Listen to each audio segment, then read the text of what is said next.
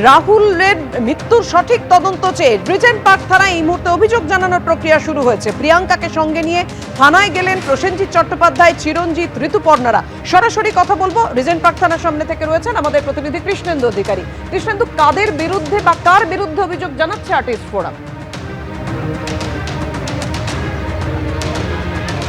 দেখো, কিছুক্ষণ আগেই প্রসেনজিৎ চট্টোপাধ্যায়, ঋতুপর্ণা সেনগুপ্ত, চিরঞ্জিত চক্রবর্তীর সঙ্গে প্রিয়াঙ্কা সরকার, রাহুলের স্ত্রী, তিনি আসেন এই রিজেন্ট পার্ক থানায় এবং যে অভিযোগ বারবার উঠে আসছিল প্রযোজনা সংস্থার বিরুদ্ধে, তাদের বিরুদ্ধেই মূলত অভিযোগ করা হবে এটাই জানা যাচ্ছে।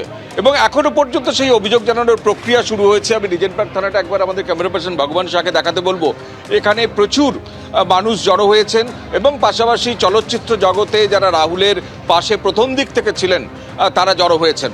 একটা মৃত্যু, সেই মৃত্যুর 6 দিন পরেও তার কারণ, সঠিক কারণ এখনো পর্যন্ত জানা যায়নি। অবশ্য তার উল্টে তার আপাত বিরোধী, পরস্পর বিরোধী মন্তব্যে সেটা আরও জটিল হয়েছে।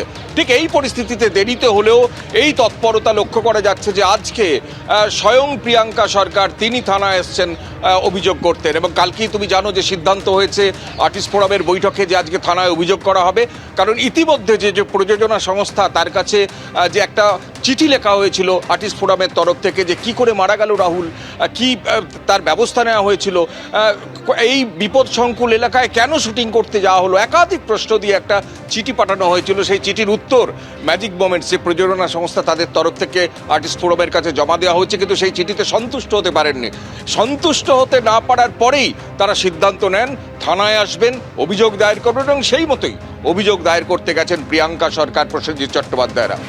আমাদের সহকর্মী অনির্বাণ আছে, অনির্বাণের ক্যামেরা ওখানে আছে। যে কোনো মুহূর্তে ওরা বেরোলেই আমরা ওরা কি বলছেন সেদিকে নজর রাখবো।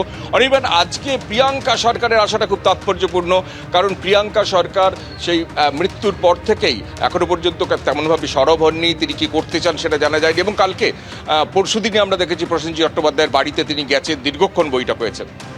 একদমই, প্রসেনজিৎ চট্টোপাধ্যায়ের বাড়িতে বৈঠক হয়েছিল। দেখো, বিষয়টা হচ্ছে যে গত কয়েকদিন ধরেই কিন্তু প্রিয়াঙ্কা সরকারের সঙ্গে আর্টিস্ট ফোরাম তারা যোগাযোগ রেখে চলছিল এবং তারা কিন্তু একটা সময় নিয়েছে। আজ প্রসেনজিৎ চট্টোপাধ্যায় গতকাল রাত্রেও তিনি বলেছিলেন যে প্রথম কথা রাহুল অরুণোদয় বন্দ্যোপাধ্যায়ের এই মৃত্যু, সেই মৃত্যুর পর তাদের এই শোক কাটিয়ে উঠতে, গোটা পরিস্থিতিকে মোকাবিলা করবার জন্য যে শোক, সেই পরিস্থিতি কাটিয়ে উঠতে তাদের 2 থেকে 3 দিন সময় লেগেছে।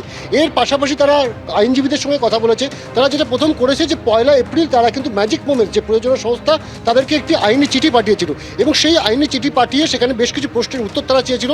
যে প্রশ্নের উত্তরে কিন্তু তারা সন্তুষ্ট হয়নি এবং গতকাল রাত্রেবেলাতেই কিন্তু প্রসেনজিৎ চট্টোপাধ্যায় জানিয়ে দিয়েছিল যে তারা কিন্তু পুলিশ কমপ্লেন করবে। কিন্তু আজকে যে প্রিয়াঙ্কা সরকারের উপস্থিতি, মূলত বলা যায় যে আজকে আর্টিস্ট ফোরামের যে কমপ্লেন, সেই কমপ্লেনটা কিন্তু চূড়ান্ত কমপ্লেন হতে চলেছে, কারণ প্রিয়াঙ্কা সরকার নিজে উপস্থিত রয়েছে। এবং আমাদের কাছে যতটুকুনি এখনো পর্যন্ত খবর, প্রিয়াঙ্কা সরকার নিজে কিন্তু এই যে অভিযোগ, সেই অভিযোগপত্রে সাইন করেছেন। অর্থাৎ এটাই কিন্তু মূল অভিযোগপত্র হতে চলেছে আজকে, যেটা আর্টিস্ট ফোরামের তরফে এখানে দাখিল করা হচ্ছে। এখন দেখার যে এই যে তদন্ত, বারবারই আর্টিস্ট ফোরামের তরফে বলা হচ্ছে যে এই যে তদন্ত, সেই তদন্ত কীভাবে হলো। কারণ তুমি যদি খেয়াল করো কৃষ্ণেন্দু, তাহলে তুমি দেখবে যে বেশ কিছু অসঙ্গতি কিন্তু প্রথম দিন থেকে ছিল।